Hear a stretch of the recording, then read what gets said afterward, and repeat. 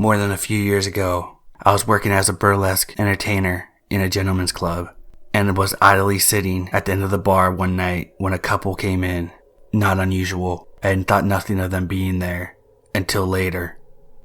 A few days after that night, the doorman handed me a piece of paper that had 2 names and phone numbers written on it. Laura and Richard. I was supposed to call them. So I called Laura, who told me that they had been the couple who had been at the bar the other night and then noticed me. Thought I'd be perfect for a part in a movie Richard was producing. Would I be up for a meeting? Of course I would. Who wouldn't? And I was told Richard would pick me up the next night at 7 and to wear something wild.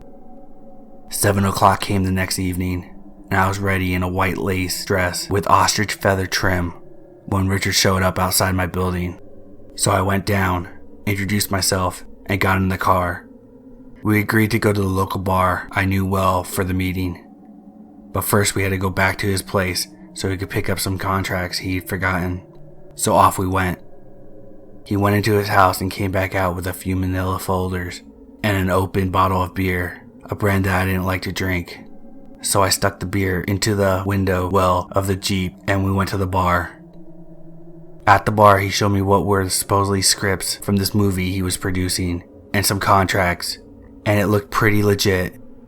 Richard was very nice, and I was interested. I made some plans to go out later with my soon-to-be boyfriend, so I excused myself to go call on the bar's payphone and took my Corona that I had ordered at the bar with me to the bank of phones. As a dancer, I'd been taught by other girls to never let your drink out of your sight. My boyfriend wanted to get going to another club, so I went back to the table where Richard was and told him I had to go. He didn't like that. He tried a few different things to get me to go to the movie set with him, saying I could meet Mickey Rourke and check out the set. But all I really wanted to do was meet my boyfriend, so I declined, took Richard's card, and left. I never heard from Richard again. But a couple months later, the police came around the bar I was working at. They had 2 big books of mugshots and a stack of Polaroids with them, and they wanted to talk to us about a predator couple who had been setting up meetings with dancers by saying they were in the film industry, then drugged and raped them. They showed me the 2 mugshot books and asked if I recognized anyone in the pictures, and I immediately identified Richard and Laura.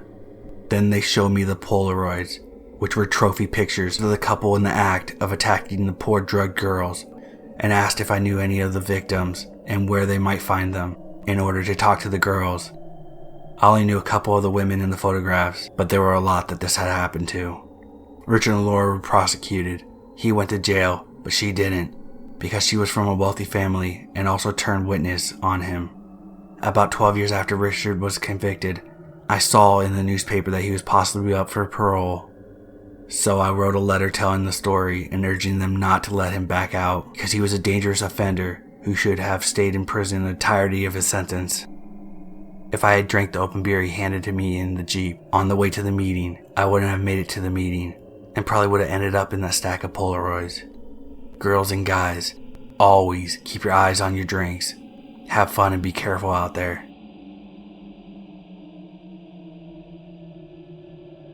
I am a 19-year-old female, and this is by far the most scariest experience I have ever had. After I graduated from high school, I started working at my local McDonald's that was just a few blocks away from my house. When I got the job, I unfortunately had to work the register during the night shift, which is the absolute worst when you have a job. My hours were 7 p.m. to 5 a.m., and it was honestly very tiring working for a full 10 hours.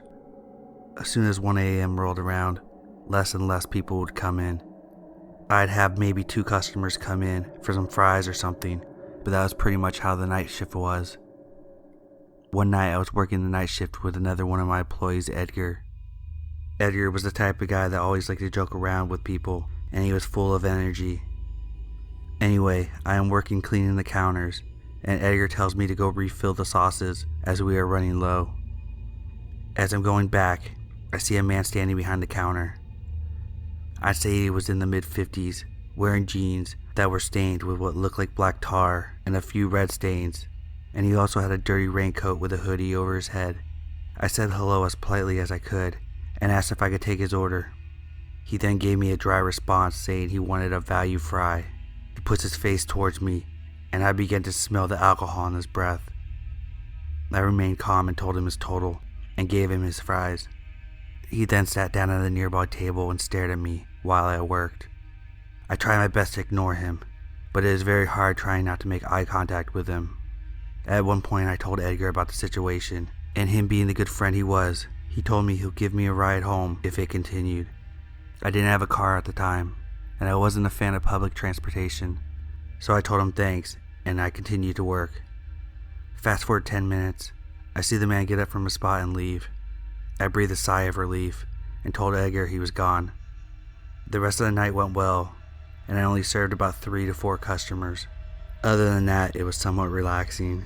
It was around 4 a.m. and the McDonald's I worked at was open 24 hours a day, which meant the other employees would be coming in at 5 to do the morning shift, so I was excited to leave soon. However, 4:30 rolls around, and I tell Edgar I'm going to use the restroom, and that I'll be back. I walked to the women's restroom and got hit in the face with the strong smell of what I can only describe as marijuana. Then I hear a man's voice say, "Hey Alyssa, do you need a ride home?" Alyssa is my name. We didn't have any name tags on, so I was beginning to wonder as how he would know what my name was. I tried so hard not to scream, so instead I just simply walked out of the women's restroom and told Edgar. Edgar was fed up and called the police. When they arrived, they found the man in the bathroom. The most disturbing part was he had a knife hidden in his jacket. God only knows what he was planning to do with me in the restroom, and I don't want to know. For a bit of context, I grew up in the middle of a farmland in a large Victorian home. Given its story, there had always been several shacks and barns that once belonged to the builders of this house. There is a highway that sees maybe 3 cars on it during the night, and directly across, about 200 feet inwards of a cornfield, is a shack that I have always found creepy. As kids, myself and friends would dare each other to go inside and look, which always ended up as us going in as a team. Nothing scary was ever found. Maybe a few broken glasses, metal piles, and miscellaneous items. There was no electricity or any sort of utility that made it homely. Years go by and the existence of the shack becomes a part of my daily life. However, one particular night, I was watching TV. I had noticed a light going off and on outside my window. After getting startled, I dismissed it as passing cars, simply more frequent than they typically are. An hour passes. It's nearing midnight and the light stays on. This time I knew for sure it was coming from outside. My family was asleep, but being my pansy 16-year-old self, I needed confirmation. Too bad for me. Nobody wants to go check it out, so I go alone. I grab my pocket knife and a flashlight, the best thing I could think of with my shaken thoughts, and take off into the night. As I near the highway, the lights turn off, almost making me choke on air, but I had to figure out what the hell was going on. I make my way into the entrance of the shack, which has no door, and I slowly begin to enter, my flashlight scanning the room for any signs of life. What happened next, I'll never forget. 5 feet away from me, there was an old tattered recliner facing away that my father had tossed in there for future disposal. I shine my light on it because I knew I seen it rock ever so slightly. As I did that, a man stands up from the recliner, says absolutely nothing. All I could tell was that he was a middle-aged man and wearing a jacket of sorts. Before I could process what was happening, I was already sprinting across the road and praying he wasn't behind me. It felt like years before I made it to my door, but as I am about to make it in safely, I decide to look back. He was standing in the road completely still, no words whatsoever. It's been 7 years since. The shack still stands. The recliner remains in its place. My dad never believed me. I wish someone could share the dread I had when I realized the recliner was facing the window, which was directed straight at my house. So this happened about 2 or 3 weeks ago. A bit of a backstory. I am a 16-year-old girl, and I'm at my dad's most of the time. I don't have a great relationship with my mom. She's not a very kind person to me or my family. She judges me for everything she can. My weight, my voice, my sexuality. Pretty much anything she can find to mock me about, she will. It takes a big toll on my mental health and self-esteem. And this is why I stay at my dad's as much as possible. My dad is pretty laid back, doesn't really care what movies I watch, what music I listen to, or what video games I play. He doesn't care about who I bring home, as long as they're good to me. Considering that I can get away from my homophobic mom for a few days. He doesn't care if I listen to music or watch shows with swearing, because he knows it won't change me at all. We'll sit at home sometimes and watch Saw movies for fun, to put it in perspective. A lot of times when I'm at my dad's house, he goes to play poker during the evening, and sometimes doesn't get home until 2 or 3 in the morning. Most of the time I don't complain, because I can be alone for a little while. This was one of those nights. I usually go to bed around 1 a.m., regardless of whether I have school in the morning or not. This particular night, I was home alone. I have been diagnosed with panic disorder and anxiety. It scares me that I might leave the door unlocked and someone would come in and murder me or something. So because of this, I make sure the door is locked multiple times and leave my dogs in the living room. Let me explain how my apartment is laid out. When you walk in the front door, you walk through a hall that leads to the living room. In this hall, there's a closet and a door that leads to my dad's bedroom. After walking through the hall, you enter the living room. To the right is a kitchen, straight ahead is another closet, and on the right side of the closet is the bathroom. On the left side of the closet is my bedroom. In other words, it's a fairly small apartment. Before I got in the shower, I left the kitchen light and the lamp in the living room on. 2 lights lit, 3 lights unlit. I'm a bit of a perfectionist, so I always leave the lights on like this when I get into the shower. It's kind of a ritual I have. I don't really know how to explain it, other than it bugs me if it's set a different way. I go into the bathroom. I close my bathroom door all the way, so the older dog doesn't come into the bathroom and pee like he always does when I leave the door open. I take fairly long showers, usually around 45 minutes to an hour. So about 20 minutes into the hour-long shower, I start to hear a bark. It's not a bark that she does when she hears something outside, but more like a terrified, threatening bark. It honestly scared me, but I assumed it was just a cat walking by or a squirrel on a tree outside, so I simply brushed it off as my anxiety. But a few minutes later, I noticed that she hadn't stopped barking, and my other dog began barking as well. He's not much of a barker, although when someone shows up to the door, he lets out 3 or 4 excited barks. But these weren't happy barks either. They were also mean, threatening barks. This went on until I got out of the shower about 30 minutes later. But when the water to the shower stopped, so did the barking. I was confused, but also blew it off as a result of my anxiety. I wrapped my hair and body with a towel and headed towards the door, when something caught my eye. The bedroom door was cracked open. I froze and panicked, trying to remember if I closed it all the way, which I did. I specifically remember having to close the door so my older dog wouldn't pee on the floor. I calmed myself to walk out the door when I got an eerie feeling reaching for the doorknob. I opened the door and walked out to the living room. Something seemed off, but for the moment I couldn't place it. Then it hit me like a brick.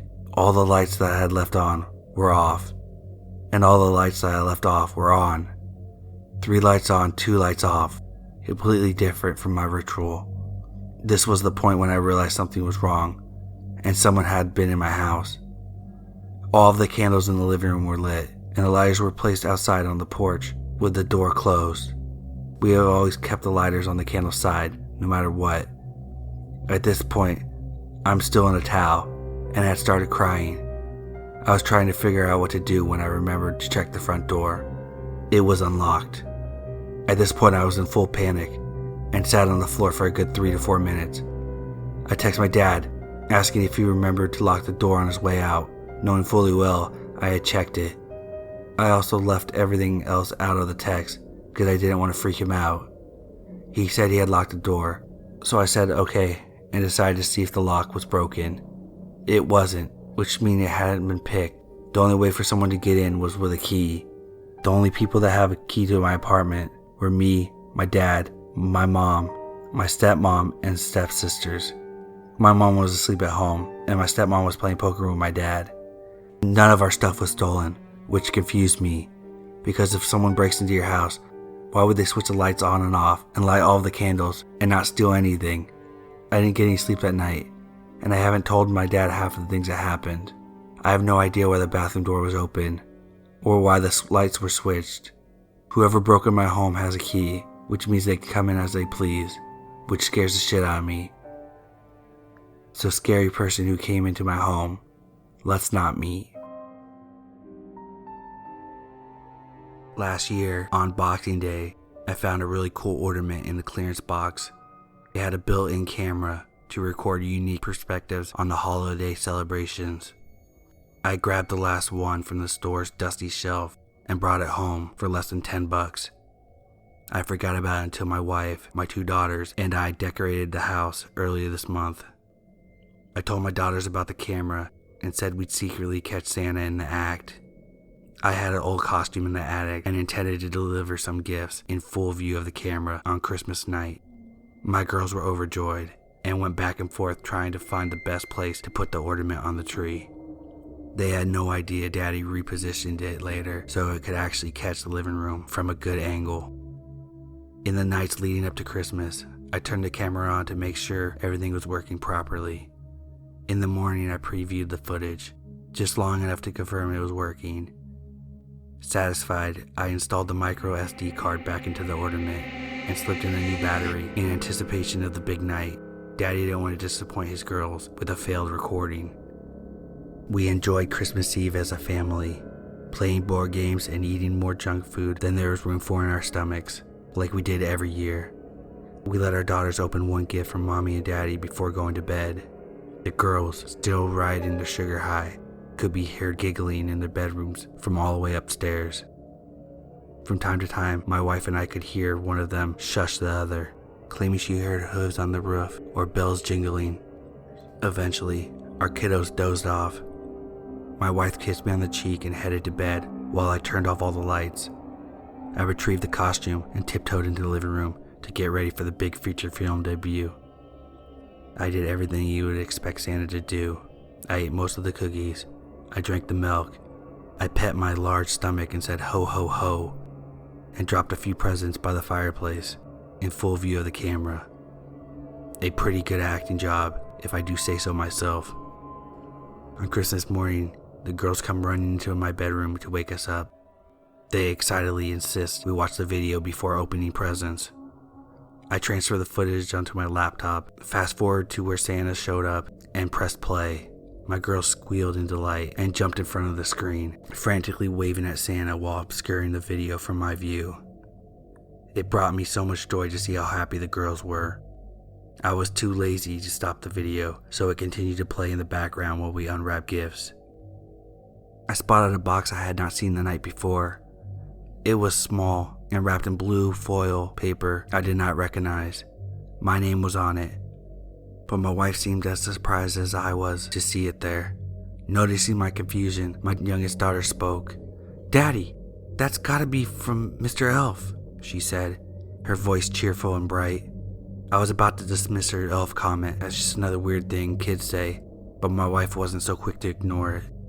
"Honey, what elf?" she asked.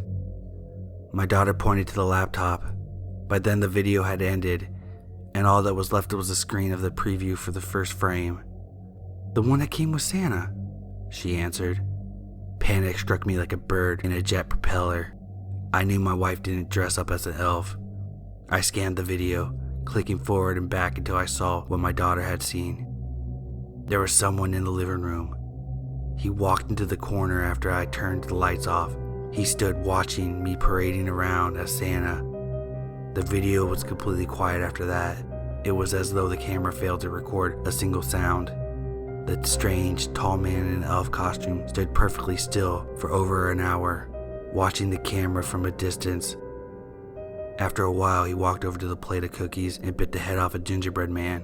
I glanced at the plate and saw his teeth marks on the decapitated cookie.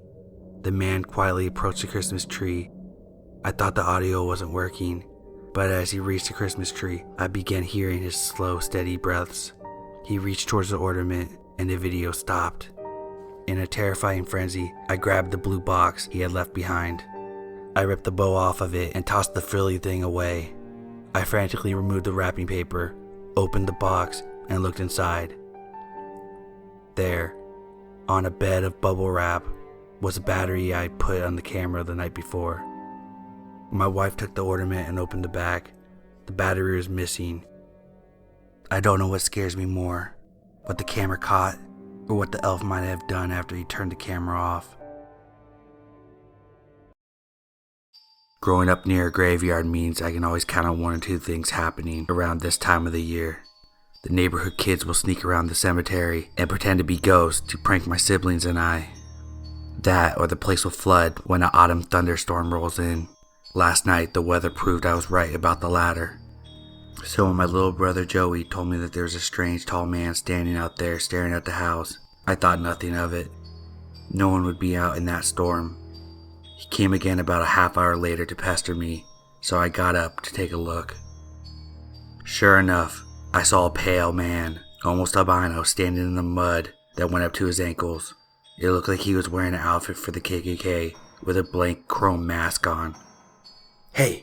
Hey you, get out of here before I call the cops, I yelled. The man just stood there not saying a word. Is he a ghost? Joey asked. He's gonna come get us, Catherine squeaked. There's no such thing as ghost, I chided them both. Get in your rooms, I added. I tried to call the police, but the storm made reception too spotty. There was no indication that the call even went through. Then the lines went dead. All the while, the man with a faceless mask didn't move a muscle. I grabbed a flashlight and my dad's service pistol from the safe. He had told me only use this in an emergency if he wasn't home, and I mustered up as much bravery as I could to go confront the intruder. In the dim evening light, I waved towards the man, tried to scare him away without getting too close. All he did was continue to stare upwards to the second floor window where Joey and Kath were hiding. This is your last warning, I screamed. His quiet behavior only struck me as more bizarre. Was he in fact a spirit? I raised Dad's gun above my head and fired a warning shot. The man looked at me briefly unfazed and then turned and walked into the shadows. A wave of relief came over my body as I returned to the house. I went upstairs to tell Joey and Kath the good news. Instead, I was greeted by an empty room. Furniture, clothing, and toys were strewn about, showing the signs of struggle. I ran through the house trying to see if they were hiding anywhere else, and shouted their names. Only silence answered me in return. I scrambled back towards their room. Panic gripped my body. Then I saw fingerprints near the window and realized what happened. I looked down toward the graveyard, where the man had been standing and staring for almost an hour towards our house in the ghost costume. Except now, instead of one man, there were two.